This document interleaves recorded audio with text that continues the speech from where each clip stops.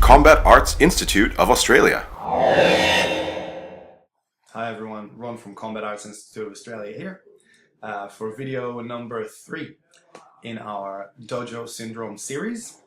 So I've spoken a little bit in the last couple of videos about what the Dojo Syndrome is, and I just want to go through that quickly again before we give a few more examples and also highlight why it's important and what it relates to. So the Dojo Syndrome is what happens when our training partners make our training unrealistic for the sake of making techniques work or for the sake of making us achieve our goal, which is either perform a particular technique or survive a particular scenario or something like that. So again, the Dojo Syndrome is what happens when our training becomes unrealistic for the sake of allowing us to perform the techniques that we want to perform or that our system teaches. That's number one. The other couple of disclaimers that I always give when I talk about Dojo Syndrome is, number one, I'm talking about specifically self-defense.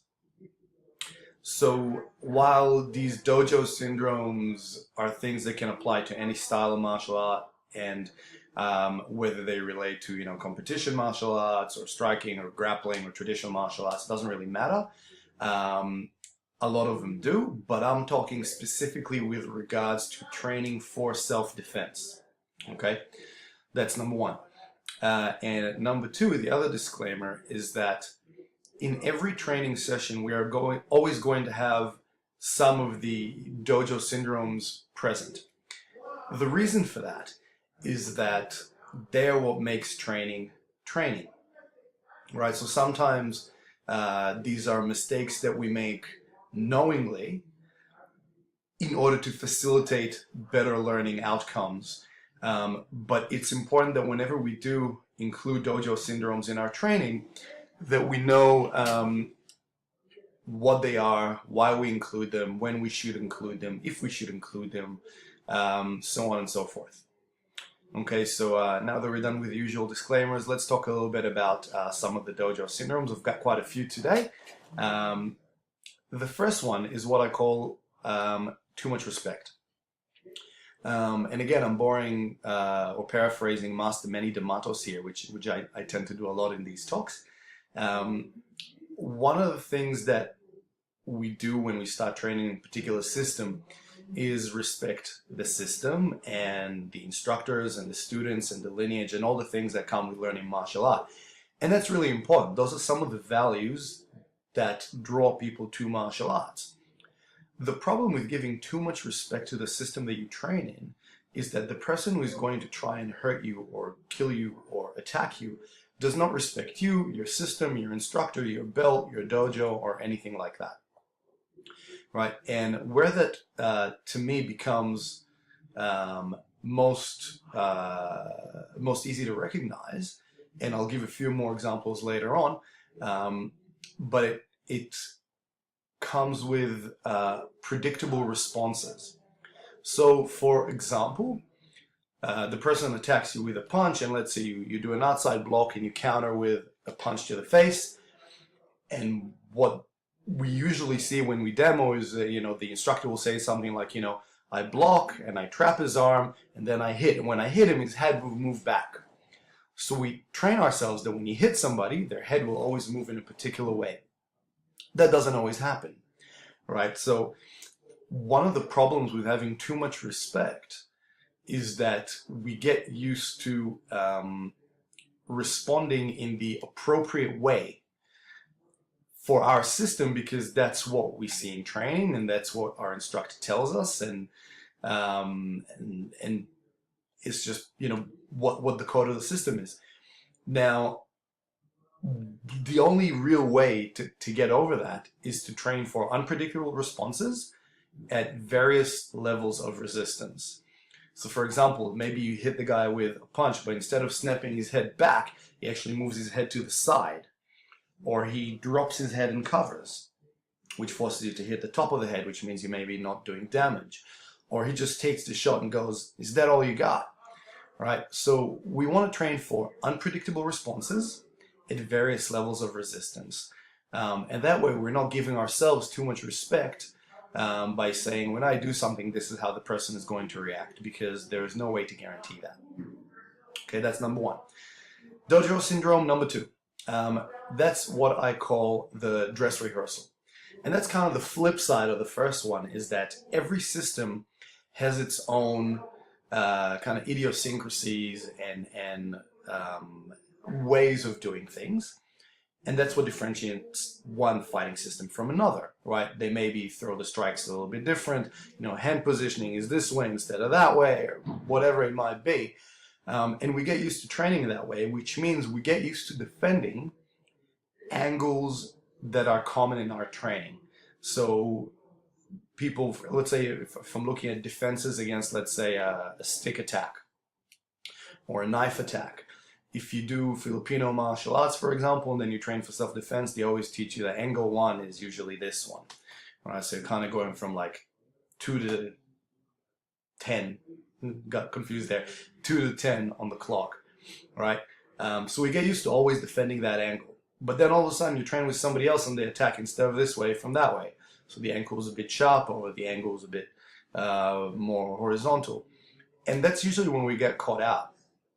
So the dress rehearsal is a dojo syndrome where we only train to defend against angles that are built into our system. And much like the first dojo syndrome, the only way to break out of that is to make sure that we train against unpredictable angles. And that means we sometimes have to throw our technique out the window and just do something that is technically incorrect. Did you notice I do a lot of these when I talk? Technically incorrect, but that will give us a better opportunity to defend against something we're not familiar with. The other thing that highlights is that really we don't want to have too many options for dealing with each type of attack.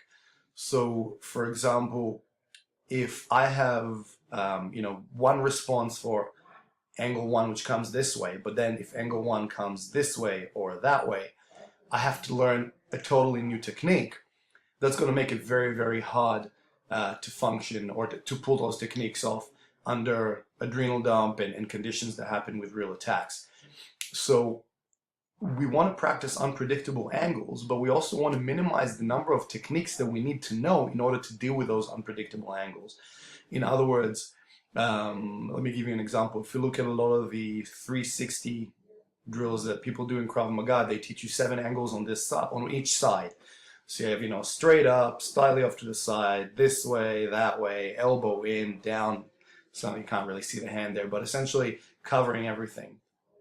But that means that I have to figure out exactly which angle it is and then choose the right one out of those 7. Right? Now, if I've got, 7 on the left, 7 on the right, that's 14 angles that I have to deal with. If instead I just go, I only put my hand in this way and I might modify a little bit depending on where the angle is, then really I only have to learn 4. 1 and 2, 3 and 4. Right? That makes it considerably easier and considerably simpler to pull off under real conditions.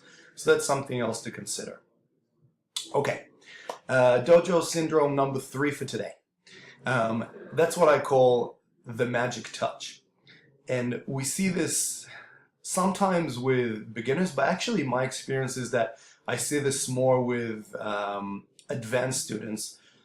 And that, again, kind of ties to the first one of having too much respect, is sometimes when the instructor demonstrates something, the student kind of knows what the response should be. So, when the instructor simulates that you hit him, you need to drop. And, I've had situations where I'll demo something on somebody and I block, and as soon as my hand starts moving, they already fall to the ground because they know that when they get hit, they should fall, which they shouldn't. So the magic touch is what happens when you train with somebody who has more experience than you, and because you give them so much respect, you don't even give them the opportunity to actually perform the technique, because as soon as they start doing something, you already know what you need to do and you do it before they've even done it, if that makes sense. Okay. that also teaches us really, really bad habits, right? That we kind of fall before we get hit, or we let people put us in certain positions that they shouldn't. Now, obviously, when we're looking at demonstrations, you don't want to do demonstrations with full resistance every time, right? But at the same time, you don't want to allow yourself to get caught with allowing people to hit you or allowing people to lock you up without offering any minimal amount of resistance, or even putting yourself in a position where, let's say, they can put you in a shoulder lock before they've even done anything. Because again, you're training yourself on a regular basis to give that to people, and that's a dangerous thing. Okay, so one of the things I quite often do when I work with, when I do demonstrations in class, I will actually tell the students, for example, if I've got an injury or I can't do something, we're going really, really slow. So I want you to attack on this side or throw whatever attack you want, but we're going to do this at 20% speed of resistance because I've got an injury.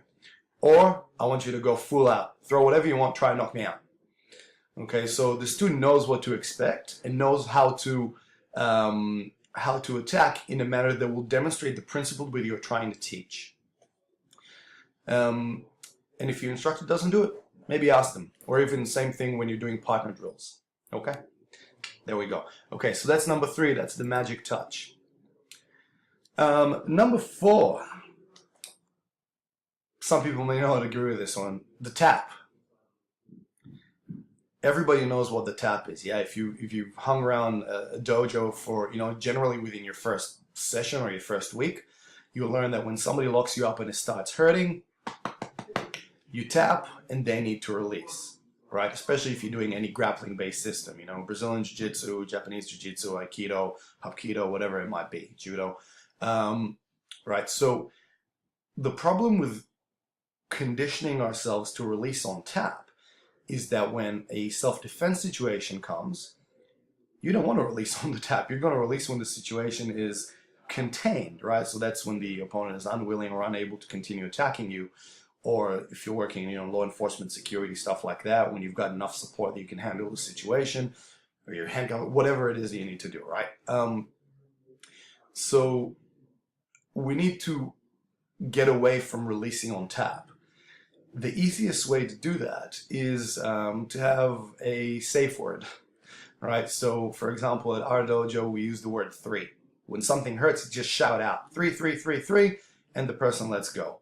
Another school that I used to train at, they had a board, and every week there'd be a new word on the board, and you just have to memorize that word. That would be the safe word for that week they use when somebody gets you locked up. So I think that's a really good way of unconditioning ourselves to release on tap, which in a self-defense situation can be very, very dangerous. Okay, number 5, what I call commitment issues. People who are looking to attack you in real life, and again, I'm talking specifically about self-defense here, and this doesn't always apply to sparring, is they are likely to throw heavy and committed attacks. When we spar, we don't always do that, right? So usually what's the first thing you do when you start? You get your hands up and you start throwing some light jabs and you feel the opponent out to see how they react. That doesn't happen in self-defense. Generally, the first strike will already be a committed one. Might be a push first, but then, big haymaker or a big kick or a big push or a big choke or whatever it might be, it's going to be attacked with commitment. So one of the things we see is techniques that work in self-defense don't always work in sparring. In fact, most of the times they don't. And vice versa. So one of the things that we have to practice when we train for self-defense is to make sure that the attacks are committed. And that means you have to always aim to hit at and then through the target and apply pressure. It doesn't mean you have to try and knock each other out, but even if you do it really, really slowly, put your body weight into the strike to make sure that you know what it's like to deal with a strike that is committed and has weight behind it. And also aims for contact every time. Okay, so that's commitment issues.